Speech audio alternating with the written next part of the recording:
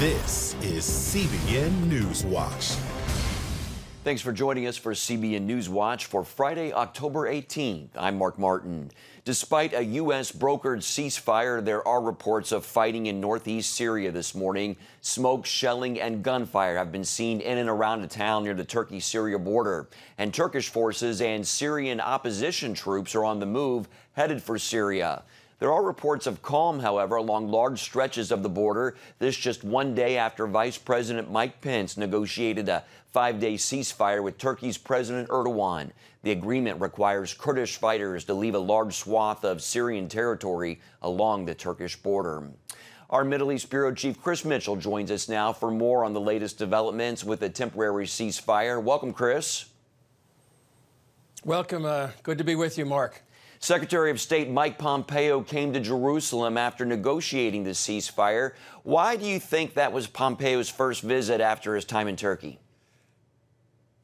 Well, Mark, I think that was his first visit because I think he wants to assure Israeli politician, especially Israeli Prime Minister Benjamin Netanyahu, who he met with just a few hours ago, about the deal, first of all, and to reassure them that it's really not going to endanger Israel any more than they expect it will already. Because of the U.S. pullout, many people believe that Iran is strengthened by this, that it's on the Syrian border, that it might have a try to get the oil fields in Syria and help accomplish what we've talked about many times, Mark, this bridge from Tehran to Mediterranean, and then get closer to the Jewish state in order to try to destroy the Jewish people.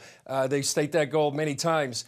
So I think that was the first goal of Pompeo, reassure, the Israeli leaders. And I wanted to add, Mark, that he also met with two rabbis, Rabbi Heer and Cooper from the Simon Wiesenthal Center. I just was on the phone with Rabbi Cooper. He said they had a real sobering conversation. The rabbis brought up the plight of the Kurds.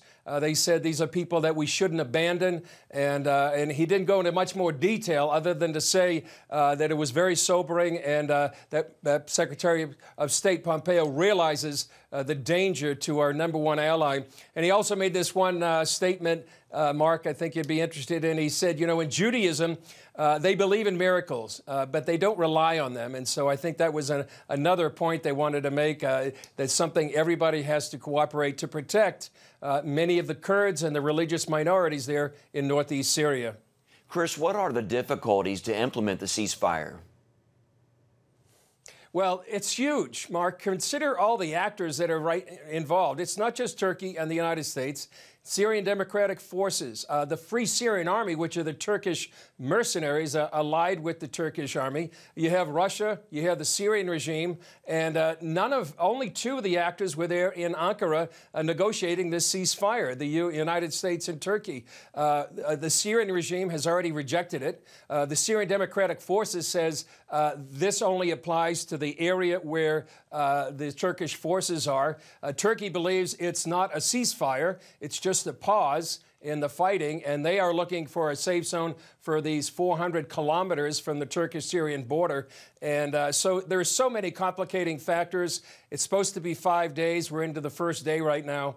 I think a lot of people looking at this wonder if it's ever going to succeed. And we understand right now that there is fighting still going on. So there's a lot of difficulties in implementing this ceasefire, Mark. What are the geopolitical implications, Chris, for what's already happened in the last, I would say, nearly 2 weeks? Quickly. Oh, it's incredible and stunning, the change in the last 2 weeks. Russia is in, the Syrian regime is in, the SDF is trying to hold on to their government right now that they have established 7 years. The United States is out. Iran is on the waiting in the wings, trying to get in. And there's a meeting next week with Turkish President Erdogan and Putin, and maybe that's really going to be the true negotiating and the power that's going to be going on there in northeast Syria. All right, and of course, they're going to be hosting Jerusalem Dateline. We appreciate your time, Chris, and your insights. Thanks so much. And you can see the latest episode of Jerusalem Dateline with Chris and his team at 9:30 Eastern. CBN correspondent Chuck Holton is on the ground in Syria, and he joins us now to talk about what's happening there despite the ceasefire. Chuck, tell us where you are and what you're seeing.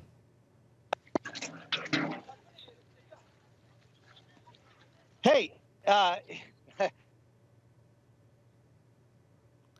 Hey, This group of people behind me has just been able to get to the outskirts of Sarikania, and the Turks have allowed them in. The FSA, we've already passed the FSA checkpoints, and the people behind me are digging bodies out of the rubble right now. They have found at least 4 or 5 bodies since. Obviously, we're having some technical difficulties with Chuck Holton, who is on the ground there in Syria. We're going to try to check back in with him and maybe get that signal worked out. Moving on now to the latest in impeachment news. The president's acting chief of staff is the latest administration official to find himself at the center of the Democrats' inquiry. Making a rare appearance in the White House briefing room, Mick Mulvaney answered questions about whether military aid to Ukraine was contingent upon the nation investigating possible wrongdoing by former Vice President Joe Biden. Democrats on Capitol Hill quickly pounced on his response. Did he also mention to me in the past the corruption related to the DNC server? Absolutely. No question about that. But that's it. And that's why we held up the money. Mulvaney later released a statement clarifying there was no quid pro quo between Ukrainian military aid and any investigation into the 2016 election. A judge has ordered an abortion for a woman in the United Kingdom said to have the mental age of a toddler. The woman in her 20s lives in northern England and has been in foster care for most of her life. She's about 12 weeks pregnant. Her name was not to be released in order to guard her privacy, according to the UK Guardian newspaper. Authorities believe she may have become pregnant by a mentally disabled man who lacked understanding of the act. Christianity is on the decline in America, according to the Pew Research Center. They find 65% of American adults currently say they are Christians, and that's down from 77% just 1 decade ago. At the same time, around 25% now say they aren't affiliated with any religion, calling themselves nothing in particular, agnostic or atheist. Coming up, from pro-life to pro-love, Abby Johnson's new ministry that is taking the value of life to the next level in the pro-life movement.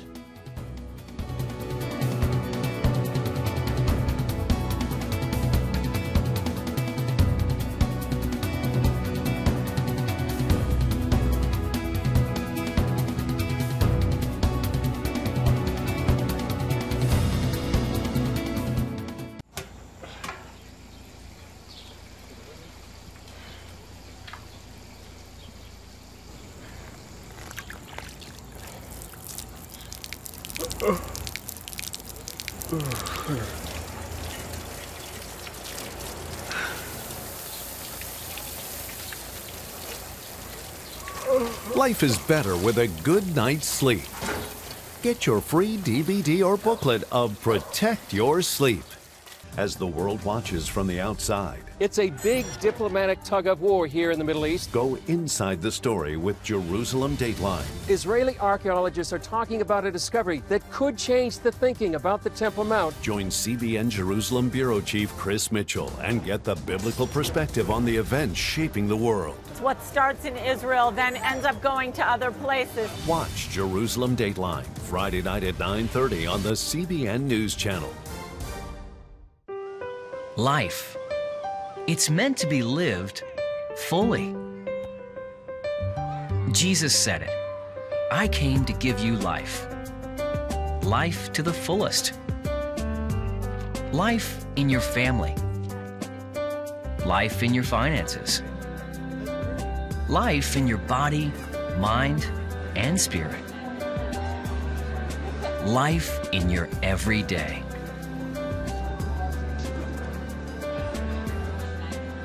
At CBN.com, we're taking what Jesus said seriously. We're here to help you discover life. Life. Live it fully. CBN.com.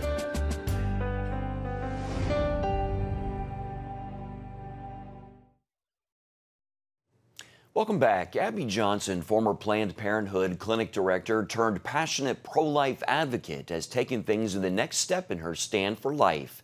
CBN's Heather Sells talked with her about this new pro-love effort.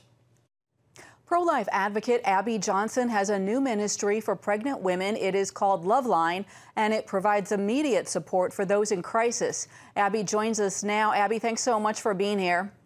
Of course. Thanks for having me on. What was the motivation behind starting this new ministry? Well, I in the past 10 years, I've gotten a lot of calls from women who don't have pregnancy resource centers in their area, women who just simply don't know what resources are available to them. They don't even know the first step to take. And I feel like part of what we need to do in the pro-life movement is not just to help women who are currently pregnant, even though that is a huge focus of our mission, but to also help women who maybe are struggling. Maybe they're single moms. Maybe they're a very low income family and they just don't know what's available to them. And so we started getting a lot of emails and phone calls from women who were in crisis. And so we wanted to provide an actual hotline for them. And we have gathered a lot of materials for women, and we have people 24 hours a day who are willing to get on the phone with them and to plug them into different resources that are available in their area. So it sounds like it's really going beyond just a woman in her pregnancy, and really extending to any woman in crisis. Is it just by phone? Is it online? How does it actually work? Yeah, so they can contact it. They can contact us online. They can also chat with us online. They can call our hotline. So there's a lot of different ways that they can get in touch with us. But like I said, it is a 24-hour line. There is somebody answering it all the time. They can text with us. But we have a lot of ways that they can get a hold of us just so that we can plug them into the right places. It's interesting, and you mentioned this a minute ago, but how does your work interface with crisis pregnancy centers? It seems like there's kind of a patchwork quilt of support systems for women across the country.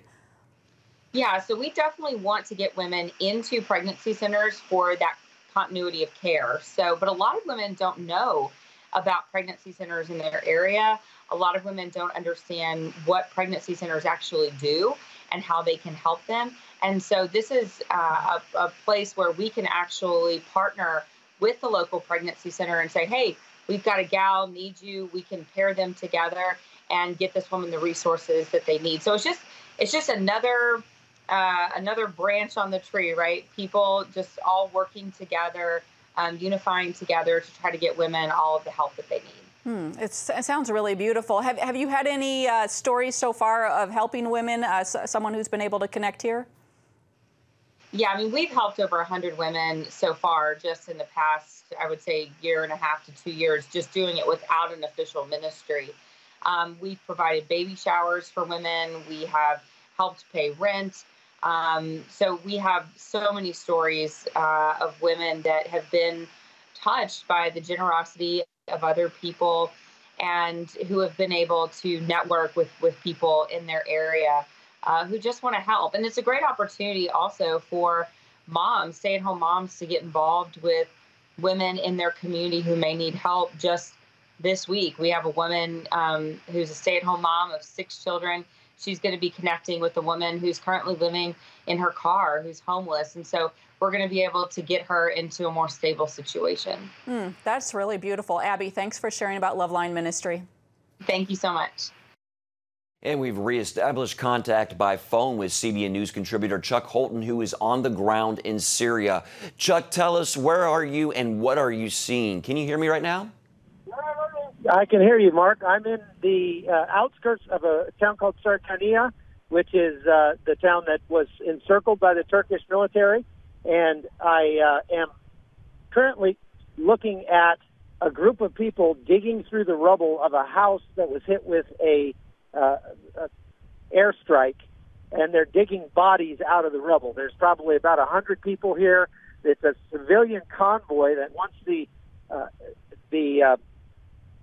ceasefire was announced last night, they put this convoy together and they came up in civilian vehicles and they've started attempting to recover some of their dead. Now, they've already dug 4 bodies out of the rubble here in just the last few minutes, and it's the stench is overwhelming. There's smoke rising in the distance closer to Turkey.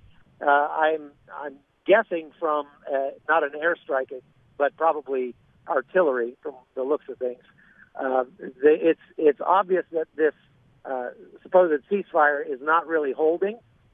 There have been reports of artillery strikes and firefights going on, but we were allowed to pass through FSA lines to get to the spot where I'm standing. So it's still very confused situation out here. Yeah, Chuck, how are the Kurds reacting to the news of that ceasefire? Well, they were jubilant last night, and the whole town of Tal Tamr, where I was just going up. Everybody was shooting their weapons in the air. It sounded like World War III. But that celebratory mood has cooled now that they're here and are recovering their dead.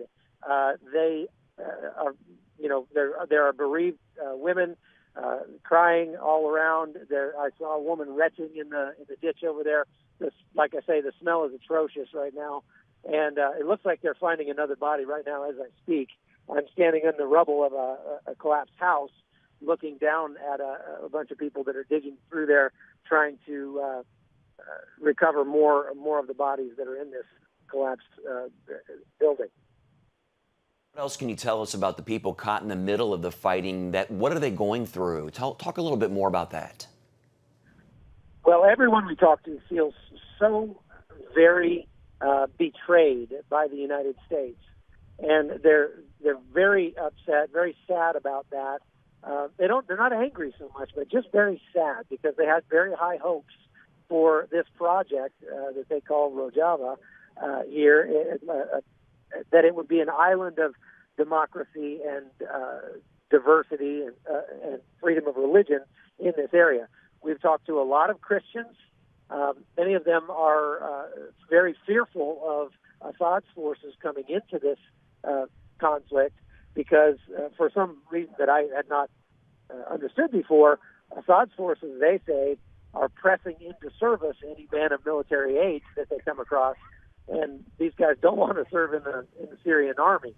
So many of them are trying to escape to Iraq or wherever they can go to get away from the Syrian forces that are also very close by. Okay. All right, Chuck Holton, thanks so much for that report. Stay safe, and we'll be right back. If you want to be an attorney with a passion for serving people and for excellence, Regent University needs to be high on your list. Regent's award-winning law school doesn't just create lawyers. We create leaders, judges, prosecutors and defense lawyers, civil litigators, and leaders in government. Ready to become a purpose-driven, practice-ready lawyer? To start your rewarding career, complete the online application, submit your transcripts, and take the law school admissions test by July. Nutrition, exercise, essential oils, weight loss, and more. It's Healthy Living with Lori Johnson. Talk about what's in this. Join CBN health reporter Lori Johnson to get the latest information from today's top health experts. This is fantastic. Find out what you need to know to live a healthier life. Watch Healthy Living, Tuesday night at 9:30. Woohoo! Hi, Superbook fans. Here's something else you'll love. It's the new Superbook Bible app. It's packed with games, activities, and Superbook episodes that you can watch for free. Oh, no! There's trivia, a fun daily devotional, and answers to your Bible questions. Plus, an easy-to-understand Bible the whole family will enjoy. You can even create your own Superbook character. Ta-da! Whoa! Millsburg Falls man, come with... Sorry, pardon me. Sorry, excuse me.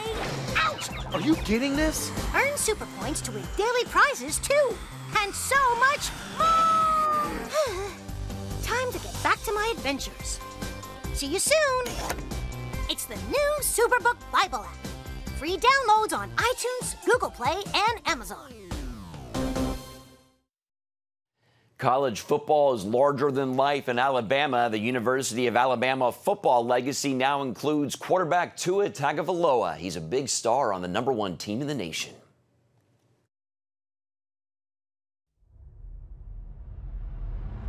Tua Tagovailoa's sudden rise to prominence was stunning when the Samoan-born, Hawaiian-raised freshman backup stepped up with a 2018 overtime game-winning championship throw that threw him to the forefront of college football. Since then, Tua, how have you seen your life accelerate? My life's accelerated in many ways, especially after you come off the bench. You know, no one really knows who you are. How people treat you is totally different. How people view you is totally different. Now you're at a pedestal where every little thing you do now is under a microscope, you know? It's not the same anymore. When you see this, can you believe this is your history? Something I've always dreamed of, you know, when I was a kid. Yeah. Winning a national championship. Never thought I'd get the opportunity to be on Sports Illustrated. How are you different, do you think? How have you grown from that freshman season? A lot more maturity takes place. A lot more ownership for, you know, the quarterback room. A lot more ownership for the team. So a bigger leadership role. And then it comes with it, there's the chatter, there's the pressure, NFL teams tanking for Tua. How do you compartmentalize that and live your life as a college student? Well, I think you got to be able to brush a lot of those things to the side, and you got to worry and focus about what's at stake now. The things that I need to do to prepare me for that next level. Footwork, to my eyes, to things I need to do in the film room. If I can take care of the little things with what I'm doing now, I can be that much better. If that professional life does call me, I'll be sure to be ready. What is it about the Alabama football program that draws the best out of both player and person? Just the standard that we have set here, how Coach Saban goes about doing things. You know, everyone thinks Coach Saban is this guy where, well, you guys got to fear him because he's going to yell at you. But, you know, Coach Saban only does that because he expects the best, and he understands that you're more capable than what you do, and this is how I got to correct you, you know, so you don't do it again. So it's just being held to a standard here.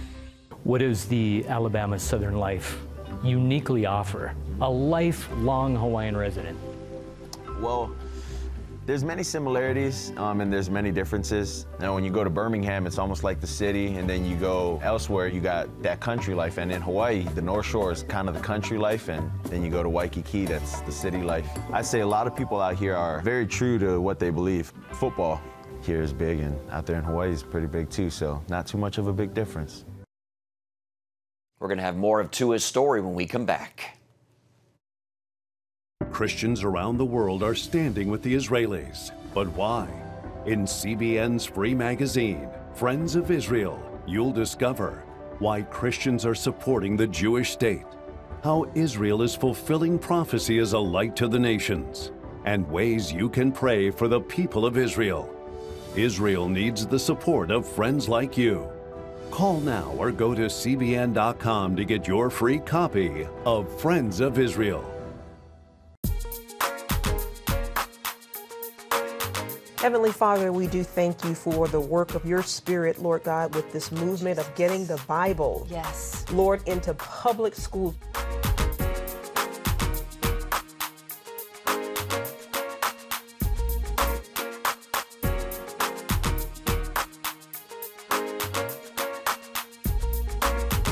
Watch The Prayer Link, Tuesday nights at 6:30.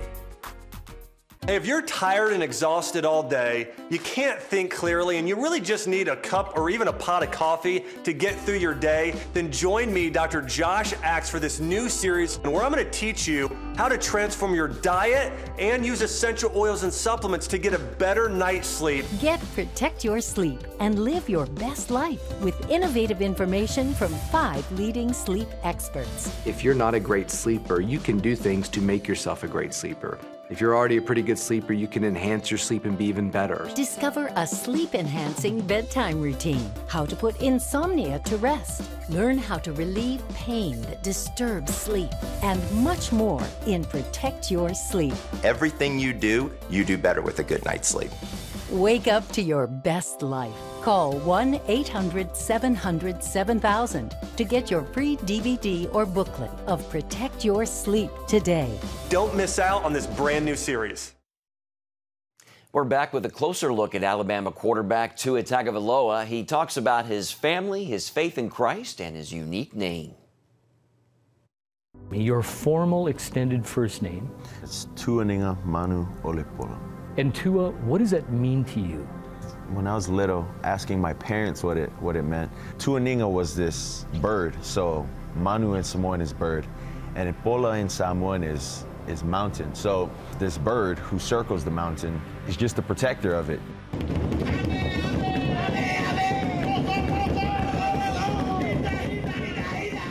What is the Samoan way?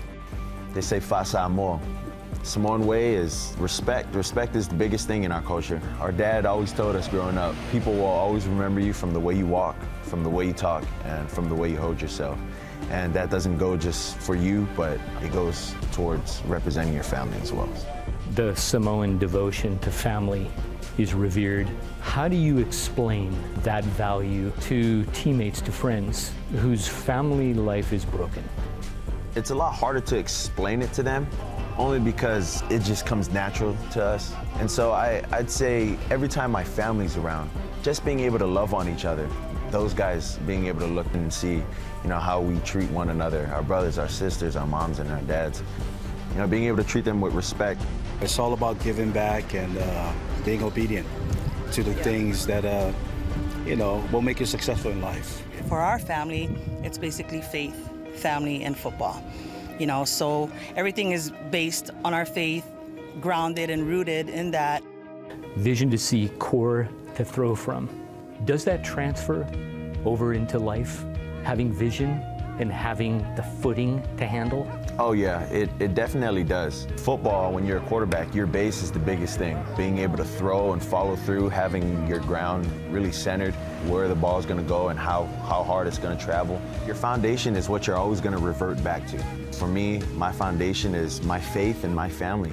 My faith is what keeps me motivated when I can't even stay motivated myself. I'm just trying to play football, just trying to be able to take care of my family and be able to use my platform for the right reasons. What do you admire most about Jesus Christ? The greatest gift that God could have ever given us was his son.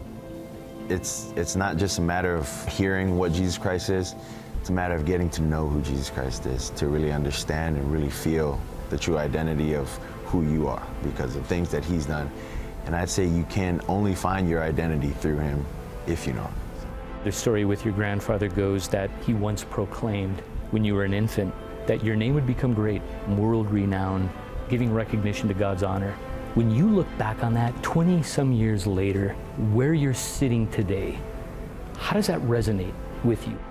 That's only something that God could have done. My grandfather was someone who we'd really go to before games, for prep talks and soft words. Go out there with the heart of David or, just little things like that. And when our grandfather would tell us this, we wouldn't really know what it meant. But, as you grow older, you start to understand the revelation of what he's been saying, and they all fall into just one thing. It's knowing that what we believe in is something much bigger than just us. Amen to that. Well, that's going to do it for this edition of CBN News Watch. Remember, you can find more of our news programs on the CBN News Channel anytime or online with cbnnews.com. And tell us what you think about the stories you've seen by emailing newswatch@cbn.com. Thanks for watching. Have a great day.